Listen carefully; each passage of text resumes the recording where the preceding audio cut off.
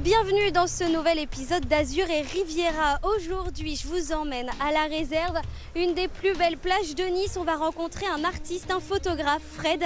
Bonjour Fred, on se retrouve sur votre lieu de travail préféré finalement. C'est l'un de mes lieux de travail préférés, j'en ai d'autres, mais voilà, celui-là est assez exceptionnel.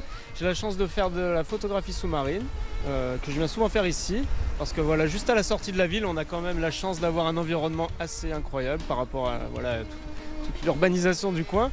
Et là, on a vraiment une eau pure, des poissons partout, un joli petit cadre. Et voilà, les fonds sous-marins sont assez beaux et variés ici pour faire des très belles photos. En plus, on a la chance, on ira voir après toutes vos photos qui sont exposées dans un hôtel en plein centre de Nice.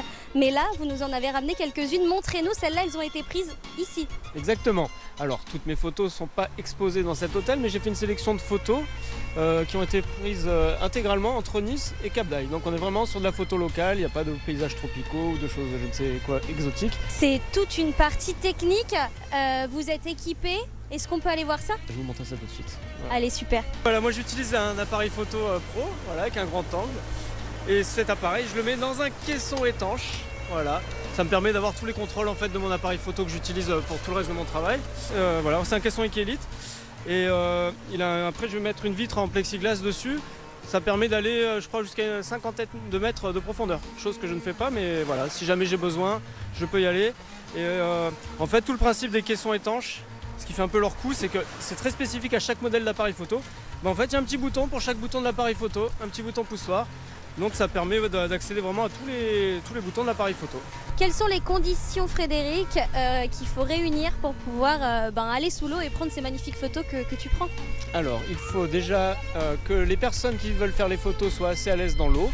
Alors il n'y a pas besoin d'aller à 100 mètres de profondeur ou je ne sais quoi, quel exploit, mais il faut quand même savoir ouvrir les yeux dans l'eau, pouvoir monter, descendre, voilà, avoir quelques notions d'apnée de surface comme je dis. Voilà.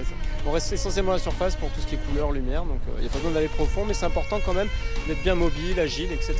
Et puis après il y a les conditions météorologiques qui ont leur importance. Il ne faut pas que la mer soit trop agitée. Quand l'eau est agitée, elle est un petit peu troublée. Ça facilite vraiment pas la prise de vue, ça rend les choses assez physiques. Et d'ailleurs, les gens d'ici ou d'ailleurs, comme on dit, peuvent regarder ton exposition. Absolument, on peut voir l'exposition qui s'appelle Au Travers au Deck Hotel. Donc le Deck Hotel, c'est un hôtel qui est à Nice, qui ressemble un petit peu à un bateau de croisière. Donc voilà, c'est l'environnement idéal. Frédéric, on est au Deck Hotel, ça y est. Ça y est, voilà. On va pouvoir découvrir les photos dans l'espace commun, les photos qui sont exposées. On commence par ces belles photos qui ont été prises là où nous étions juste avant. Alors pas toutes, mais les deux du bas notamment. Les Niçois reconnaîtront les rochers au fond des mers, mais voilà, donc ces deux photos par exemple ont été faites à la plage de la Réserve qu'on a vu tout à l'heure. Et dans une autre ambiance, mais toujours sur le même lieu, on a une photo qui se trouve là aussi, qu'on peut aller voir. Allez, on va voir. On est en dessous, mais pas loin de la surface en tout cas, voilà. Et c'est ce petit côté mystérieux, c'est une photo qu'on avait fait au lever du soleil à la fin de l'été, quand l'eau était chaude, le soleil se levait pas trop tôt non plus. Et donc on est allé au lever du soleil, on a cette ambiance limite nocturne sur la photo, un peu mystérieuse. Toujours des petits éclats, c'est la mousse de l'eau, enfin voilà, il se passe toujours des choses dans l'eau avec la lumière, les petites bulles, les rayons, les vaguelettes, qui crée un petit peu cette féerie sous-marine, voilà. Combien on retrouve de photos dans cette salle commune de l'hôtel, là où les gens prennent leur petit déjeuner ou alors mangent? Combien on retrouve de photos? Alors il y a une quinzaine de... Non, il y a 15 photos, hein, très précisément, à découvrir. Voilà, et pour certaines, il faudra un petit peu mener l'enquête, les trouver, voilà, il y a un peu partout, donc c'est intéressant. Ces photos sont-elles à vendre?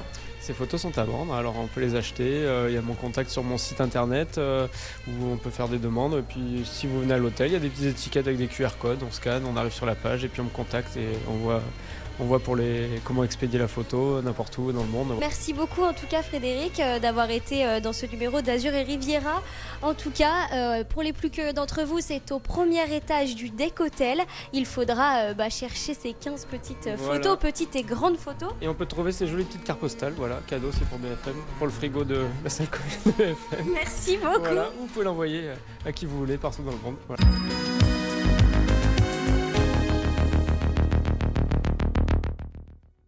Et maintenant, je vais vous présenter Slow, ce nouvel hôtel qui a ouvert depuis seulement le 1er mars. C'est un hostel, donc un hôtel qui revisite les codes de l'auberge de jeunesse traditionnelle. Venez avec moi, on va rencontrer Julien, le fondateur. Julien, bonjour. On est donc dans cet hostel en plein cœur de Nice et la décoration est tout simplement magnifique. Comment est venu ce concept? Alors à l'origine, Slow, c'est un concept hôtelier qui est né à Lyon en 2014. On a ouvert deux établissements sur Lyon et puis l'opportunité est venue de se développer en France et on s'est installé à Nice. Oui, c'est ce que je disais. Alors, quelle est la différence entre un hostel et un hôtel classique? Alors il y a plusieurs points qui sont différents. Déjà, vous avez des chambres partagées dans un hostel. Vous avez de différents types de capacités, de 4 à 10 personnes par exemple ici à Nice.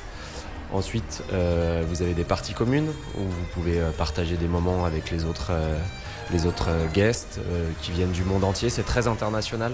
Alors moi j'ai envie de vous dire que je veux aller découvrir ces chambres, on y va? Allons-y.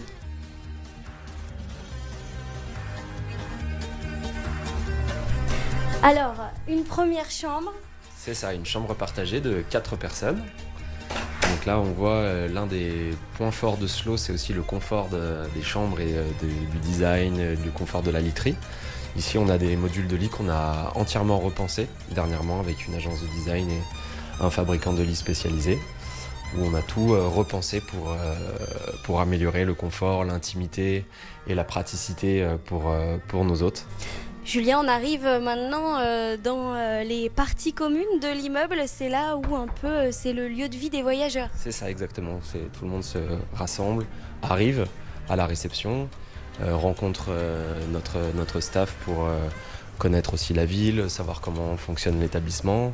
Et puis c'est un lieu effectivement de rencontre entre les voyageurs au moment du petit déjeuner, le soir pour l'apéro ou la journée pour travailler s'ils le souhaitent. Slow, c'est pas un hostel réservé seulement aux voyageurs internationaux? Non, déjà il y a beaucoup de Français qui voyagent de plus en plus dans les hostels et qui découvrent ce concept. Et puis Slow est aussi très ouvert aux quartiers dans lesquels on s'implante. Nos portes sont grandes ouvertes aux habitants, aux étudiants qui veulent venir boire un café, s'installer pour travailler pendant la journée ou participer par exemple à des événements qu'on peut organiser de temps à autre avec des collectifs locaux. Vous l'aurez compris les Niçois qui nous regardent, et pas que, Slow c'est vraiment un véritable endroit de partage et d'échange, à moindre coût évidemment, c'est la démarche que vous prenez. En tout cas merci Julien de m'avoir accueilli, j'ai pu découvrir ce qu'était un hostel et ces chambres dans lesquelles on est, où on partage un lieu commun mais aussi où l'on fait des rencontres. C'est ça, et une expérience de voyage. Merci beaucoup.